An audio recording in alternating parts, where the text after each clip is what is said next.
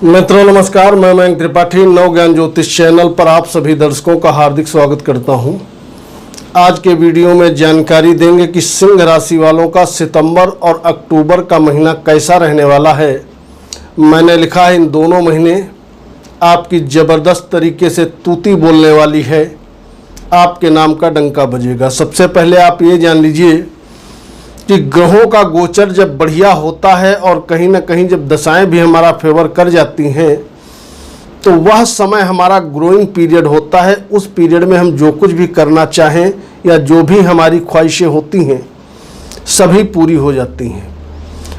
कुंडली में जब हमारे कारक प्लैनेट हमारा फेवर करने लगे, हमारे मुख्य ग्रह हमारा फेवर करने लगे, तो वह समय निश्चित तौर पे हमें लाभ दिलाने वाला होता है। उस समय को हम यदि कैश करें तो आने वाले लंबे समय तक लाभ उठा सकते हैं। आगे बढ़ने से पहले सभी सिंह लग्न और सिंह राशि वाले ये जान लें कि यह जो मैं सिंह राशि वालों का वीडियो बता रहा हूँ ये आप लग्न कुंडली और अपने राशि दोनों के अकॉर्डिंग देख सकते हो। अब कंफ्यूज मत होइएगा। मान लिया उदाहरण के तौर पे आपकी कर्क लग्न है और सिंह राशि है, तो दोनों राशियों का आप वीडियो देख लीजिएगा। एक में यदि फलादेश अच्छा किया गया है, एक में खराब किया गया है, तो रिजल्ट 50-50 मिलेगा। दोनों में अच्छा बताया गया है तो रिजल्ट आपको 100% अच्छा मिलेगा। अगर आपके पास लग्न कुंडली और चंद्र कुंडली कुछ भी नहीं है तो तीसरा ऑप्शन आपके लिए एक ही बन जाता है कि ऐसे में आप अपने प्रचलित नाम के अनुसार इस राशिफल को समझिए, देखिए, उसके अकॉर्डिंग भी आपको कहीं ना कहीं सटीकता मिलता हुआ दिखाई पड़ेगा। सबसे पहले स्क्रीन पर आप चार्ट देखिए। ये है प्लेनेटरी पोजीशन सितंबर और अक्टूबर के महीने में सिंह लग्न और सिंह राशि वालों के लिए। सूर्य देवता जो आपके कुंडली के मुख्य ग्रह हैं, लग्नेश हैं, इनका गोचर लग्न से लगा करके रहने वाला है तृतीय स्थान तक का। बुध देवता जो आपकी कुंडली में धन के मालिक हैं और आमदनी के मालिक हैं, इच्छा पूर्ति के मालिक हैं, कामनाओं के मालिक हैं और कहीं न कहीं हवाई यात्राओं के मालिक हैं। ऐसे बुध का गोचर पूरा समय आपका रहने वाला है लग्न से लगा करके धन स्थान तक का। मंगल देवता जो कि आपके कुंडली में भाग्य के मालिक हैं, ये धन भाव पे 2-3 दिन शुरुआत में बैठे रहेंगे, उसके बाद इनका स्थान परिवर्तन हो जाएगा, ये तीसरे स्थान में जाएंगे और सीधे 7वीं दृष्टि से भाग्य को देखेंगे। शनि और गुरु का यथावत गोचर है, यानी कि शनि आपके 7वें भाव में बैठे हैं, वहीं पर गुरु वक्री अवस्था में भाग्य भाव पे बैठे हुए हैं। नौकरी करने वालों के लिए स्थिति बढ़िया बनी हुई है, कहीं कोई दिक्कत नहीं है। नौकरी में समुचित मात्रा में आपको लाभ मिलता हुआ दिखाई पड़ेगा, चाहे प्राइवेट सेक्टर में हो तो वहाँ भी स्थिति अनुकूल है। और अगर आप गवर्नमेंट से जुड़ करके कोई काम कर रहे हो, सरकारी नौकरी में हो या टेंडर वगैरह ठेकेदारी वगैरह करते हो किसी भी प्रकार की, तो भी स्थिति आपके लिए अनुकूल बनी हुई है, कहीं कोई दिक्कत नहीं है। इसके अलावा अगर बात करें व्यापार की, तो व्यापार के लिए तो स्थिति बढ़िया बनी हुई है। व्यापार समुचित मात्रा में आपका ठीक ठाक तरीके से चलता हुआ दिखाई पड़ेगा, लेकिन ध्यान रखिएगा वैवाहिक जीवन में उठा पटक रहेगी। कहीं ना कहीं पति या पत्नी का स्वास्थ्य 15 दिन सितंबर के जो रहेंगे इसमें आपको निश्चित तौर पे अप एंड डाउन्स होते हुए दिखाई पड़ेंगे, स्वास्थ्य प्रभावित हो सकता है। बाकी कोई दिक्कत नहीं है, वैवाहिक जीवन बाकी समय अच्छा चलता रहेगा। अगर बात करें विद्यार्थियों की, तो शिक्षा के स्वामी उच्च शिक्षा के भाव में बैठे हुए हैं, तो किसी भी प्रकार से आपको डरने की ज़रूरत नहीं है। दोनों महीना समुचित मात्रा में सितंबर और अक्टूबर में आपको लाभ मिलेगा। अगर आप विद्यार्थी हैं तो भी स्थिति लाभप्रद रहेगी, और अगर आप प्रेमी जोड़े हैं तो वहाँ पर भी आपके लिए स्थितियाँ अनुकूल बनी हुई है। प्रेम में आपको समुचित मात्रा में प्रॉफिटेबल रिजल्ट देखने को मिलेंगे।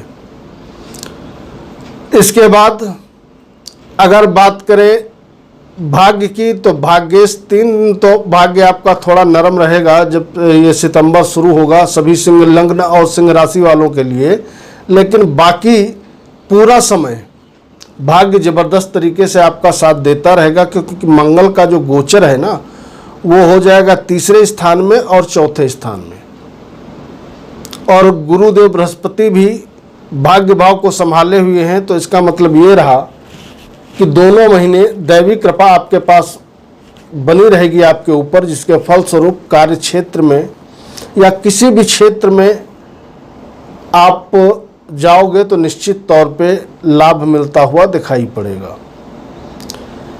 जो लोग शेयर मार्केट से जुड़े हैं वो लोग ये ध्यान रखें, जो ट्रेडिंग का काम करते हैं उनके लिए सितंबर में स्थिति अनुकूल नहीं है।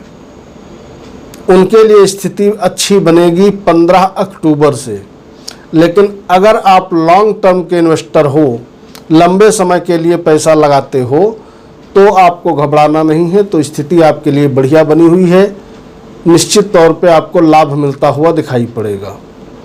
जो सिंह वाले यात्रा करना चाहते हैं तो यात्रा आप कर सकते हैं। यात्राओं के सुंदर योग हैं। यदि आप यात्रा करते हैं तो उसमें आपका कहीं पर कोई नुकसान नहीं होगा, रिजल्ट आपको प्रॉफिटेबल मिलता रहेगा। हो सकता है कार्य के सिलसिले में आपको थोड़ा बहुत दौड़ धूप करना पड़े, लेकिन उसमें कोई दिक्कत नहीं है, लाभ आपको होता रहेगा, क्योंकि आपका दशम भाव और आपके लग्न और लग्नेश दोनों बड़ा मजबूत स्थिति में इन दोनों महीना रहने वाले हैं।